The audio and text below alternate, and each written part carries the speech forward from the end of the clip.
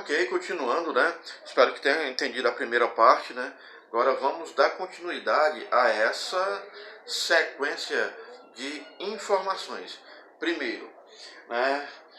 Agora, particípio. O que seria o particípio? Ele vai dar uma ideia do verbo como se ele tivesse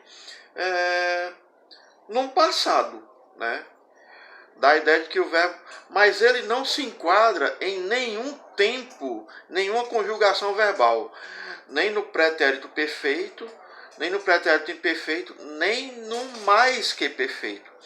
Você entende ele como se fosse uma conjugação do passado, mas na realidade ele não se enquadra nesse meio de conjugação que o verbo proporciona, né? Então a terminação dele vai ser ado. Isso aqui já é uma pista. Ou então ido, né? Dependendo do verbo que você vai usar. No caso de falar, seria falado. Agora, se fosse sorrir, seria sorrido. Então seria essa terminação. DO, né?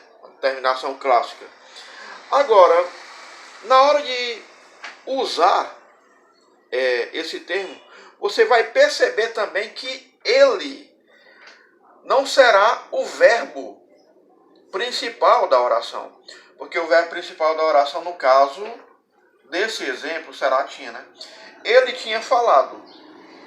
Tinha falado. Verbo. Então ele vai funcionar como um complemento verbal do verbo principal, né?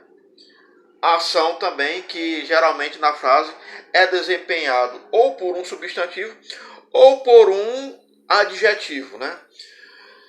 Ele tinha, mas o verbo fica meio que incompleto. Tinha o que?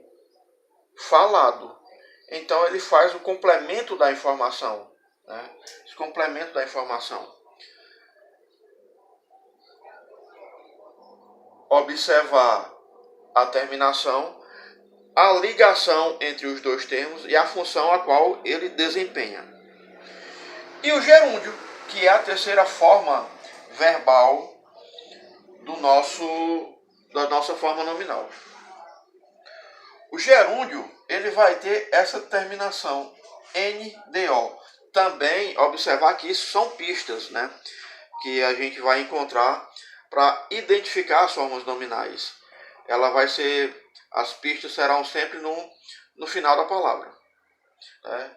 Então, vocês não me atrapalhem na hora da conjugação, principalmente na hora que eu estava falando sobre o assunto. Eu estava falando verbo principal, forma nominal do verbo, relação entre eles. Complemento verbal. O que era que você estava fazendo?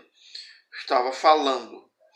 Observe que sempre em que as formas nominais elas estão atuando, elas vão atuar em ação também de um verbo, né?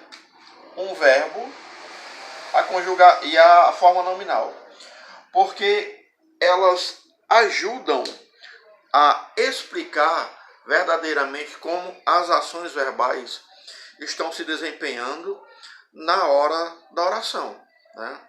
Então a forma nominal ela cria essa ajuda, esse entendimento para que você, digamos assim, perceba melhor a ação do verbo na hora da oração. Deu para entender? O conteúdo de hoje são essas formas nominais, de maneira clara, de maneira clássica. Caso alguma dúvida, a gente conversa aí pelo WhatsApp ou numa provável chamada de vídeo, tá? Uma boa tarde a todos. Valeu!